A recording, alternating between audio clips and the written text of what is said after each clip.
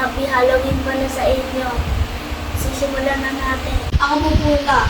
Ang pangalan ko po sa Tito Iscariano to ay Mark Jaden alias Jadon. Anong kwentong kababalaghan ang naramdaman mo?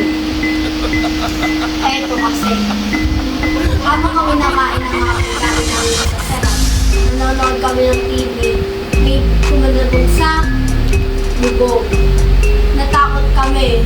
Ngayon, pagtingin namin sa lamesa, ang pusa pala kumakain. Anong pangalan mo? Ako si Martin Juarez alias Tito. Anong kwentong kababalaghan ang naranasan mo? Habang nakuha ko ng pagkain, meron ako nakita multo dito. Tapos, nakita ko, ayun pala, yung kapatid ko.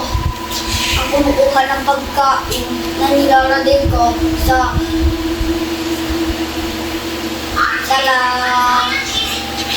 lamesa. Tapos, nung nakita ang box, pagkabukas ko, yung kapatid ko pala yung laman. Ang pangalan ko po pala ay Jules Alexander P.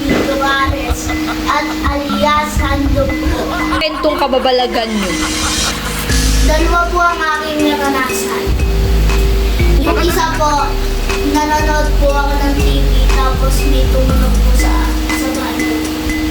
Tapos nakita ko po na may dumi po pero wala po tao. Ang pangalawa kong naranasan po ay dito po yawan. Ang pangalawa kong naranasan po ay yung naligo po ako sa CR. Ang dami pong kumakatok na mga kamay po.